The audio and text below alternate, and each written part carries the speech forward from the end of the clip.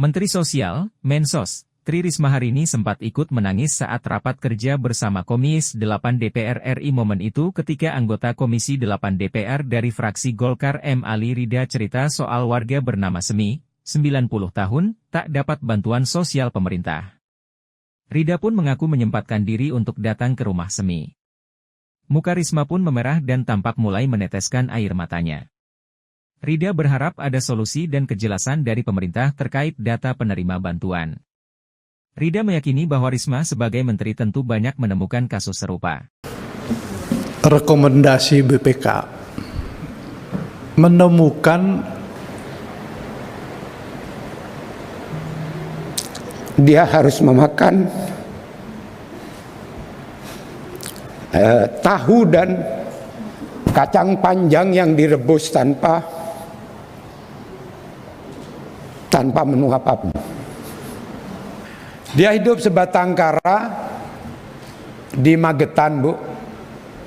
Sebenarnya sudah pernah saya kirim di grup dan langsung mendapat respon memang dari Pak Pepen kalau nggak salah. Hidup sebatang kara dan dia harus menghidupi dirinya sendiri dengan bekerja membuat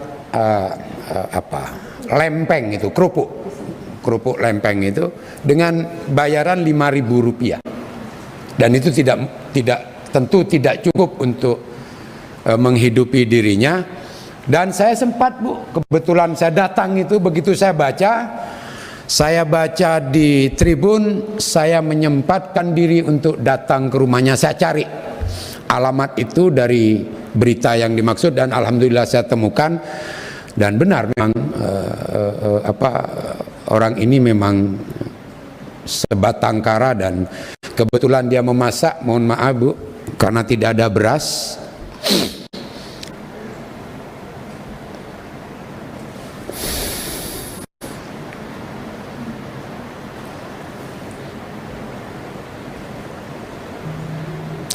Dia harus memakan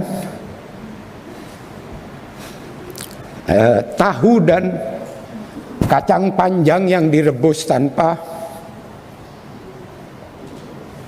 menu apapun.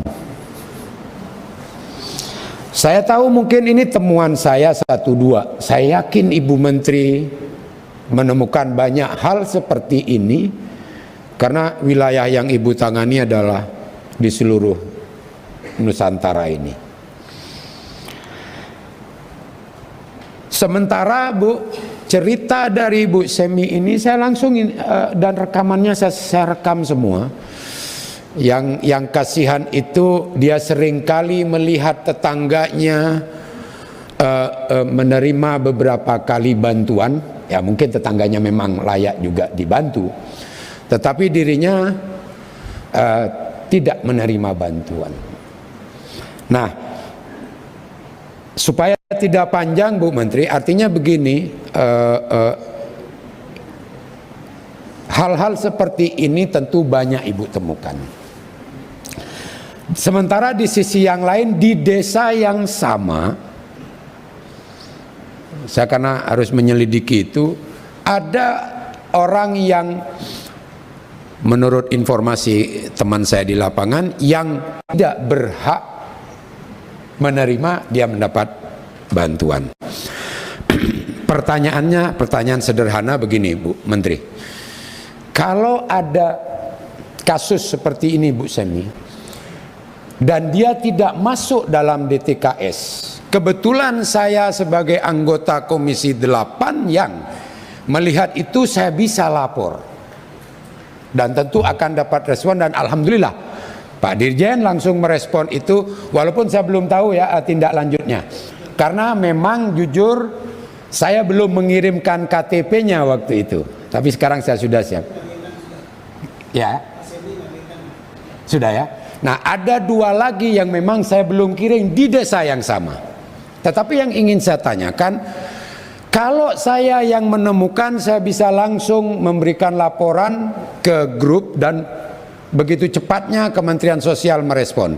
Pertanyaannya, ketika itu terjadi di daerah yang lain, siapa yang bisa mengusulkan nama orang tersebut yang tidak masuk dalam DTKS agar dia bisa petugas PKH kah,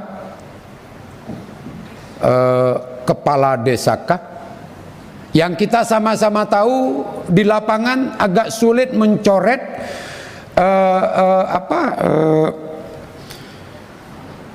KPM yang sebenarnya sudah tidak layak menerima, tapi dia tetap menerima, dan ketika harus dikeluarkan ini ada banyak hal yang menyebabkan mereka tidak berani.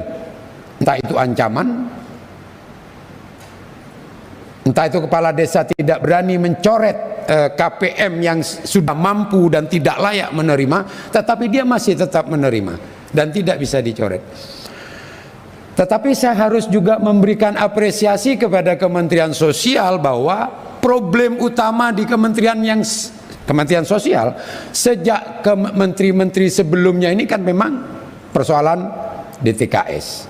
Nah, tetapi ada perbaikan-perbaikan yang tentu kita harus juga pahami belum sempurna dan harus terus kita upayakan untuk mendekati kesempurnaan. Nah, yang ini yang ingin saya tanyakan tadi Bu Menteri, siapa yang bisa memiliki wewenang atau cara mengusulkan dari bawah bahwa KPM ini seseorang yang tidak masuk dalam DTKS dan dia susah, sangat perlu dibantu, itu bisa mendapatkan bantuan, dan sebaliknya yang sudah tidak mestinya tidak mendapat bantuan seyogyanya itu bisa dihapuskan dari data kemiskinan. Demikian yang bisa saya sampaikan, dan jujur terakhir Bu Menteri penutup, saya nggak bisa bayangkan, saya kan wilayah saya terbatas Bu, yaitu dapil saya hanya beberapa kabupaten. Saya waktu peristiwa saya datang ke rumah Bu Semi, jujur Bu Menteri, ini saya nggak butuh pujian. Saya menyampaikan apa adanya. Waktu saya datang ke rumah Bu Semi itu, saya melihat wajah Bu Menteri di sana.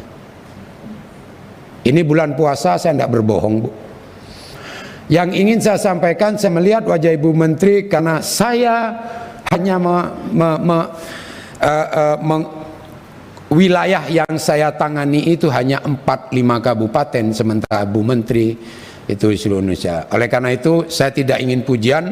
Ini bulan puasa, apa yang saya sampaikan ketika saya datang ke sana, wajah Bu Menteri yang saya lihat karena begitu berat dan banyaknya tugas yang harus diemban. Tetapi kita sama-sama memiliki niat yang baik, yang sama untuk kemudian bagaimana program bantuan ini bisa tepat sasaran. Demikian pimpinan, terima kasih. Assalamualaikum warahmatullahi wabarakatuh. Terima kasih banyak Pak Wido. Selanjutnya pimpinan Pak Marwan dulu ya, baru Pak Aceh. Silakan Pak Marwan. Sementara